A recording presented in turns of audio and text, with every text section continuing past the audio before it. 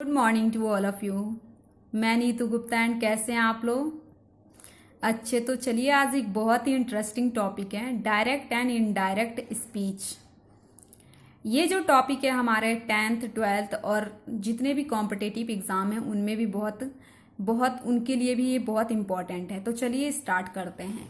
आखिर ये डायरेक्ट और इनडायरेक्ट स्पीच होता क्या है, देखते हैं। सबसे पहले उसको पढ़ने से पहले हम देख लेते हैं कि स्पीच क्या होता है, स्पीच या नरेशन क्या होता है। तो देखिए यहाँ पे लिखा है, वक्ता के कथन को हम क्या बोलते हैं, स्पीच बोलते हैं। मतलब कि किसी भी पर्सन के द्वारा कही गई बात को या फिर कथन को हम क्या बोलते हैं, स्पीच बोलते हैं। ठीक है। अब किसी भी वक्ता के कथन को हम क्या करते हैं, दो तरीके से बोल सकते हैं। किसी भी वक्ता के बात को अगर हम किसी दूसरे पर्सन को जाके बताना चाहे तो हम उसको दो तरीके से बोल सकते हैं। उन तरीकों को ही हम क्या कहते हैं, डायरेक्ट एंड इनडायरेक्ट स्पीच कहते हैं।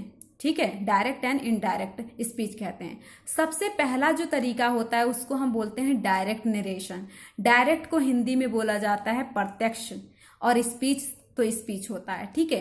प्रत्यक्ष का मतलब है, देखिए यहाँ पे लिखा है, जब वक्ता के कथन को या बात को हूबहू व्यक्त किया जाता है तो उसे हम क्या कहते हैं, डायरेक्ट नरेशन कहा जाता है। इसे इन्वर्टेड कॉमा के अंदर लिखा जाता है। देखिए मतलब कि मान लीजिए कि आप किसी की बात सुनते हैं और आप उसके बात को किसी दूसरे पर्सन को जाल के बताते हैं, और उस बात को आप वैसे ही बताते हैं जैसा आपने सुना है, यानी जैसा उसने उससे कहा है।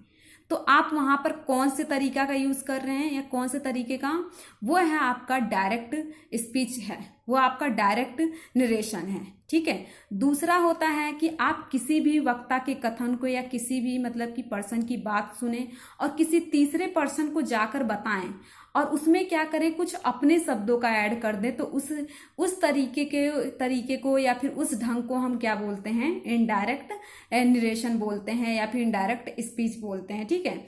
अब देखिए इसमें क्या होता है, डायरेक्ट स्पीच की सबसे पहचान है कि उसमें इन्वर्टेड कॉमा का यूज हुआ रहता है। क्या होता है, इन्वर्टेड कॉमा का यूज किया जाता है उसमें। ठीक है। इन्वर्टेड कॉमा के अंदर यूज किया जाता है और इन्वर्टेड कॉमा के अंदर सेंटेंस लिखा रहता है। पर क्या होता है, इनडायरेक्ट स्पीच में क्या होता है कि इन्वर्टेड कॉमा का यूज नहीं किया जाता है। ठीक है। तो अब देखते हैं, हम एक एग्जाम्पल से क्लियर करते हैं। यहाँ देखिए, सबसे पहले मैंने डायरेक्ट स्पीच का एग्जाम्पल लिखा है, she said to me I am going to Jaipur. I am going to Jaipur, ये जो है हमारा कहने का ढंग, ये डायरेक्ट स्पीच है। मतलब कि she said to me I am going to Jaipur, इसमें देखिए क्या है, उसने मुझसे कहा मैं जयपुर जा रहा हूं या जा रही हूं। यहाँ पे सी है तो यहाँ पे जा रही हूं। ठीक है। She said to me I am going to Jaipur. ठीक है।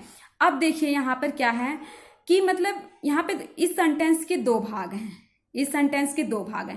पहला भाग है जो इसका क्या है, पहला भाग है जो ये जो है सी है, पहले भाग को हम बोलते हैं रिपोर्टिंग स्पीच बोलते हैं, और दूसरे भाग को हम रिपोर्टेड स्पीच बोलते हैं।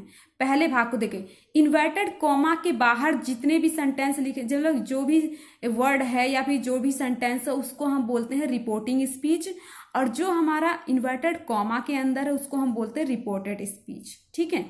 अब हमारा रिपोर्टिंग स्पीच हो या फिर वो रिपोर्टेड स्पीच हो, वो हमारा क्या, तीन चीजों से यानी सब्जेक्ट, वर्ब और ऑब्जेक्ट से मिलकर बना होता है। ठीक है। तो सब्जेक्ट, तो रिपोर्टिंग